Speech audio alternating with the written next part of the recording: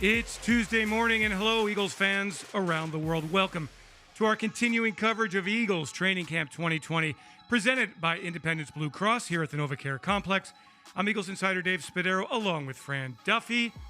Fran, good morning. Morning, Dave. Let's talk a little roster move, shall we? Yeah, let's to begin the day. Eagles waiving injured wide receiver Rob Davis, adding from the Seattle Seahawks tight end Tyrone Swoops.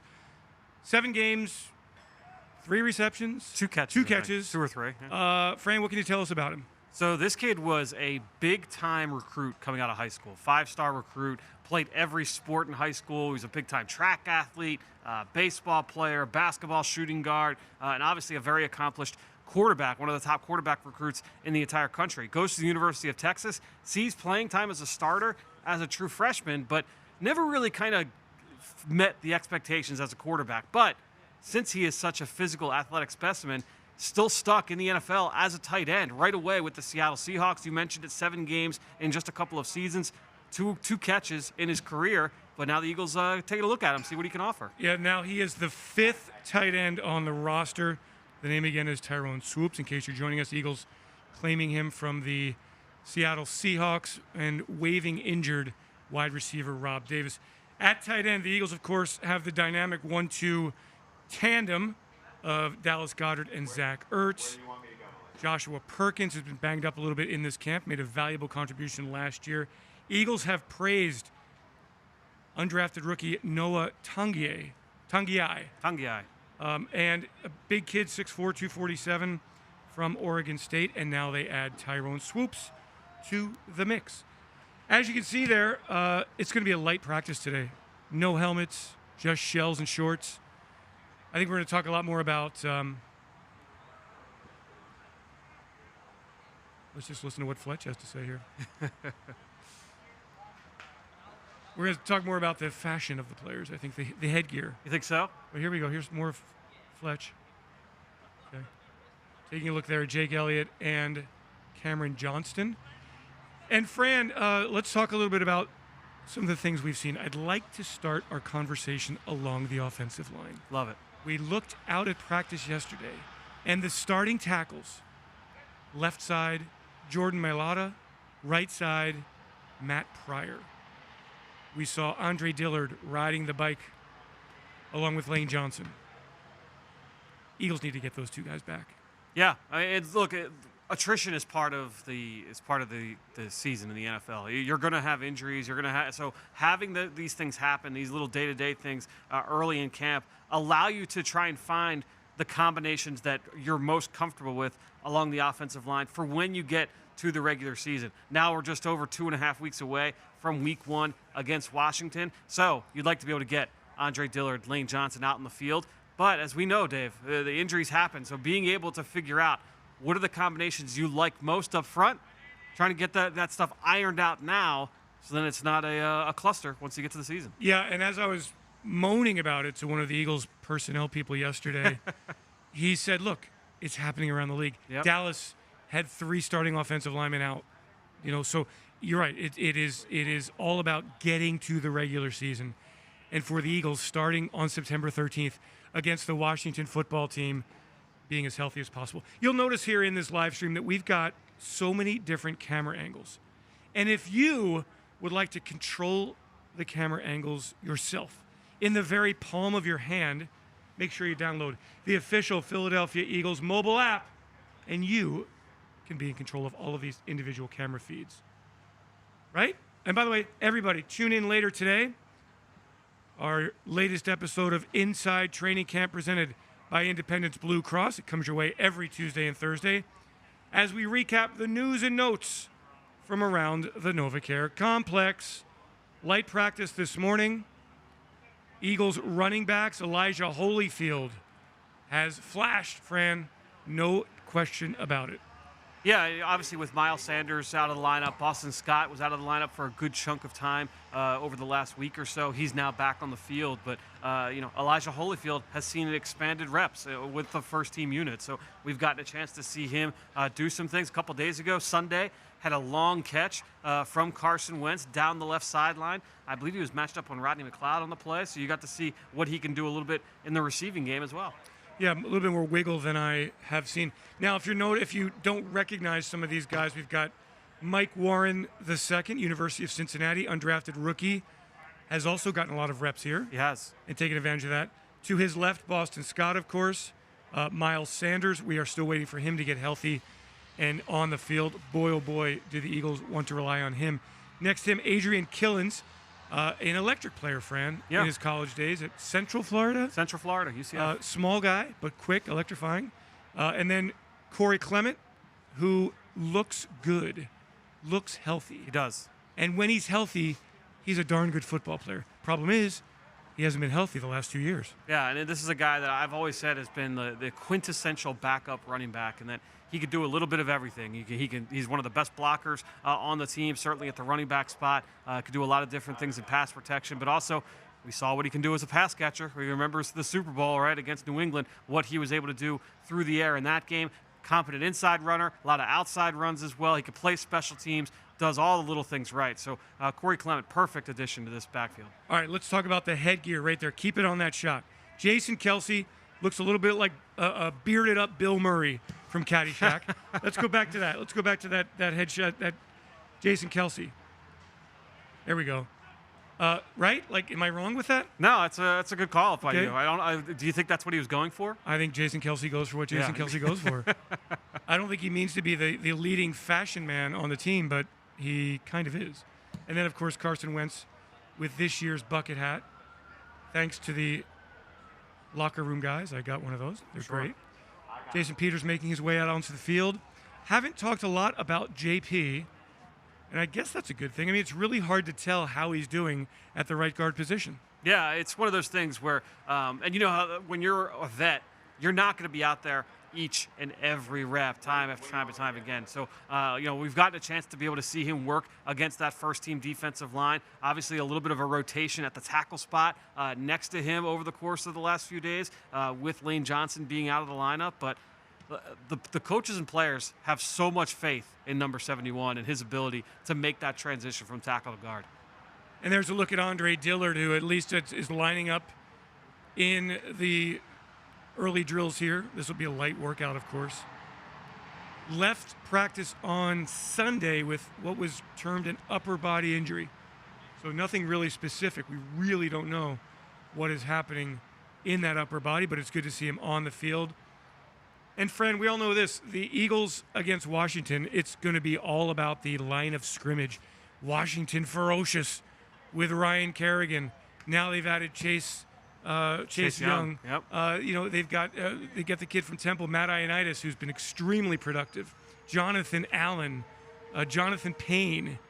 That's a heck of a front. It's a really good front, really young, aggressive group there as we see the Eagles secondary. Pose for the camera, guys. So good. I'll tell you what, Dave, that interception Jalen Mills made in the end zone yesterday may have been the best individual play in camp.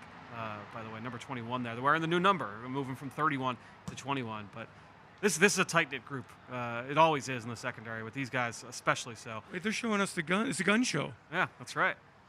And then when Jalen Mills had the interception and scored, he flips the ball and he goes, "That's what I do." That's what I do. Yeah, hilarious. Did a little somersault on the other side. Yeah, I mean they're going to play. They want to play to the fans, and there are no fans here. And by the way, fans, we miss you so much every day. You bring the energy to training camp, and sometimes I think you don't know how much you miss something until it's gone. We certainly miss the fans. No question. And it's you would make that analogy to honestly the game of football. When we didn't have that spring, we didn't have those workouts. Sometimes the OTAs can seem a little monotonous, going out there every single day. Just being out there practice. I'll tell you what, we missed it this summer, so it was great to get back out in the field a couple weeks ago. So earlier, prior to when we were on the air here, I had a conversation out on the field with Darren Sproles, a very brief conversation, and asking about Jalen Reagor. And he was very high on Reagor as a return man. Said he had a lot of things to work on, of course, but, they're pleased. We'll see if he's the guy. Yeah. But early returns on Jalen, I think, are very positive. Dave, from talking to And there's Darren Sproles. From coaches and talking to personnel people, like, all you want from the rookies is to show up in training camp and look like you belong, right? You don't need to be a star from day one, but just show that you belong on an NFL field. think about this rookie class. All these guys have shown up every single day. They're making plays. They're around the football. No one looks completely lost out there. Really good early returns from this rookie class. And especially considering that they did not have the spring to digest stuff mentally and then take it onto the field for the OTAs. It is impressive. But I think Jim Schwartz really sounded the right tone yesterday. This is training camp. Yep. And I like the fact that the Eagles, come September 13th, will have a veteran group out there. Zach Ertz, part of the dynamic duo at tight end. They'll be able to field a veteran team that knows what to expect as the tempo changes. And, when we talk about Chase Young, clip went around a couple of weeks ago, maybe last week, with him manhandling a defensive end, rather an offensive tackle. It's going to be faster for him. He's going to go against experienced linemen. And I have no doubt that kid's going to be a great player. But it's a good time to get him, is my point. It's a good time to get him week one. No question. And really, too, you look around, you talk about what Jim Schwartz spoke about yesterday, about the Eagles having a veteran team, but also a veteran coaching staff. And this is an offense, a defense, where the leaders in play have been in place there's a lot of continuity going into this season. Not every team in the league can have that same kind of continuity. Changes on coaching staffs, a quarterback, key players on defense. Obviously the Eagles have had some attrition from last year to this year. Certainly some big names that have moved on. But when you look around the league, every team is dealing with that, and in my opinion, more so than what you're seeing here in South Philly. This is our continuing coverage of Eagles Training Camp 2020, presented by Independence Blue Cross here at the NovaCare Complex on a very warm Tuesday morning. Less than 3 weeks away from the opener at the Washington football team. Eagles insider Dave Spadaro along with Fran Duffy. Fran, how are your podcasts going? The Eye in the Sky podcast, which comes your way every single day following practice. Yeah, the daily practice recaps with Chris McPherson and Ben Fennell have been a lot of fun. They are unique in that you're not going to get that kind of recap anywhere else. So make sure you go check that out wherever podcasts can be found, the Eagle Eye in the Sky podcast. And then the Journey to the Draft podcast, we're chugging along, man, getting ready for some form of college football this year, hopefully. You think they pull it off? We'll see. They're going to get started at a couple conferences. Obviously, we're going to miss a lot of the local teams here in this area. No Penn State, obviously. A lot of the teams in in this region not playing, but there's going to be some form of it. We'll be breaking it down for sure every single week. Again, the Journey to the Draft podcast, wherever podcasts can be found. Little special teams drills here, guys, and this is the new way of the NFL. As you can see, the players today, no helmets. No pads, just shells and shorts. And so it really makes you wonder, Fran, how much of the evaluation process remains. September 5th, teams must cut the roster. So you really don't have much time to evaluate this roster. It really, I think if you spoke to players in the past, they would say, look, you had to really gear yourself up for those preseason games under the lights. And you hit every single day in practice. You always had a daily opportunity to prove yourself. But without those preseason games and with practice being what it is, when they do have those high urgency periods, that intensity level is even higher than normal because they know that's when the stakes are going to be higher than they normally are for any kind of practice that you're going to get any other typical summer in the NFL. We take a look back and forth again. If you want to get the control of what we're doing here with our cameras, we've got 3 of them out there. Make sure you download the mobile app, the official mobile app, as Jason Peters works on his hands. Little shadow boxing there with Matt Pryor. What you'll see with linemen is that you can never put enough work in when it comes to working with your hands and just trying to refine your craft in every single way possible. Look, I think we've talked about this, Fran, that the offensive lines are the most challenged, and that's where you're going to see some rough play early in the season this year around the league. You're going to see some jailbreaks. So it makes me wonder, how do you structure the offense? More of a moving pocket. Get the ball out quicker. Yep. The things you need to do around the league to protect your quarterback, because these linemen, they just haven't had time. The D-lines looked terrific, even without Javon Hargrave, even without Derek Barnett, who are still out. they've been dominant. You go back to what the Eagles did in the Super Bowl run in 2017. Obviously, being down Jason Peters, they had a rotation at left guard early before they settled in on Stefan Wisniewski as the starter.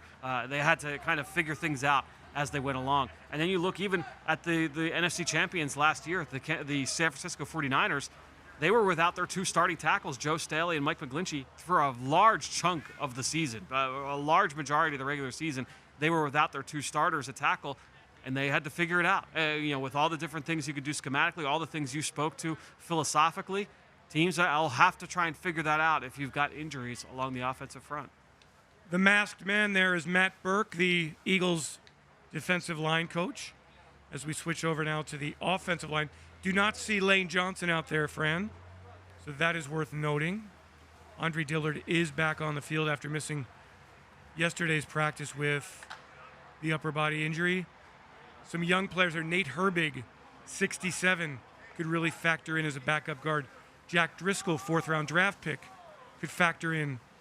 He's looked really good, Driscoll. As a backup guard. Who's your backup tackle at this point? Well, I think it's going to be, and obviously a lot of it factors into what's going on the inside as well, because when you have a guy like Matt Pryor who can do he could play any of the four offensive line spots. He could play either tackle spot and either guard spot. I feel like Jordan Mailata has come on the last few days. It was a little bit up and down. He was on the COVID list to open camp, or right before camp opened, was able to come back and was available that very first practice, that opening Monday. So, it was a little bit up and down those first few days. But I think he's really come on the last few, and it's been good to kind of see him. This is the best, in my opinion, that he's looked. What we've seen, I would say Sunday and Monday so far this week, he's looked strong. At the left tackle spot for Andre Dillard whenever he's been in there. Little special teams work here. If you're wondering why players are wearing those orange beanies, it's so that the coaching staff, the personnel staff, when they're watching film, can distinguish between the return team and the coverage team. Sounds simple, right? It's pretty easy. Yeah. Makes it I easy. think people wonder. Yeah. Why do quarterbacks wear red jerseys? It means don't touch them. Under any circumstances, do not touch. Joe Osman there, defensive end, was looking so good last year, remember? And then tore up the knee. Yep. Spent the year on IR. Now he's back, and I think he's, gotten a lot of reps. Very aggressive. Met the media yesterday, 2 days ago. Yeah. Got a good story to tell. Kid works hard. Really productive player in college at Central Michigan in the MAC. Have you seen Jake Elliott miss a kick yet? Miss a field goal? I have not. I have not seen it. Here? Yeah, knock on wood. I have not seen it. We talked about that. The 57-yarder he hit in the scrimmage last week. He's had a good camp so far. Eagles fans in the Philadelphia area this Thursday, do not miss our all-access look at practice at 7 p.m. on NBC 10, followed by a re-air of the game that launched the Super Bowl playoff run. The 2017 divisional round playoff matchup against the Atlanta Falcons at Lincoln Financial Field. Oh, what an environment, atmosphere it was. Absolutely remarkable. Fans did not sit down the whole game. And I don't want to spoil the ending, but Jalen Mills comes up big. Do you ever just sit back and think back on that season and that stretch, especially in the playoffs, where I just marvel at what happened? Yeah, I do. I mean, at this point in time in the world, it's been really hard to. Yeah. Been hard to do anything, honestly. Sure, of course. But yeah, I think back to that. It was magical. And I'll tell you what, Fran. It's not just about talent. It's as much about team chemistry as anything else. Yeah. And I feel like this team right now has a lot of personality, leaders, chemistry. You really don't know until you hit adversity. But I feel like this team has had a strong training camp following the lead of head coach Doug Peterson. Yep. And you mentioned, you hit the nail on the head where you don't know until adversity strikes. And that's, that team obviously faced so much adversity with all the injuries that they faced. And, going into the playoffs, and they were seen as the underdog, as the number one seed. No one, everyone counted them out. They didn't have Carson Wentz. They didn't have all these great players. But they found a way to make it happen. And when you're talking about chemistry, it's not just players in the locker room. It's the coaches in the staff room, all having trust in each other, working well together, formulating great game plans on both sides, and then the trust between the players and the coaches. And that team in 2017 had that in spades. And we look at the offense breaking the huddle. Boston Scott in the backfield. Quarterback Carson Wentz in the shotgun. It was interesting to hear. So he leads with his right foot in the shotgun. Rich Scangarello, in previous coaching experiences, had the quarterbacks lead with the left foot. So see how the right foot there is a little ahead of the left foot? Comfort thing for Carson Wentz as he hands off to Boston Scott. And nobody can see Boston Scott as he breaks into the clear. He's at the 40. He's at the 30. He's at the 20. That's my Merrill Reese. I did pick up on that. It was great. It's been great to see Merrill out here this summer. Merrill au naturel. That's right. Yeah. That's right. And that will do it for today's coverage of Eagles Training Camp 2020, presented by Independence Blue Cross. We are back tomorrow with more at 10:30. Just to pull back the curtain, a little peek at your Philadelphia Eagles here at the NovaCare Complex. I'm Eagles Insider Dave Spadaro for Fran Duffy. Thanks for joining, everyone. Have yourselves a great Eagles day, and fly, Eagles, fly.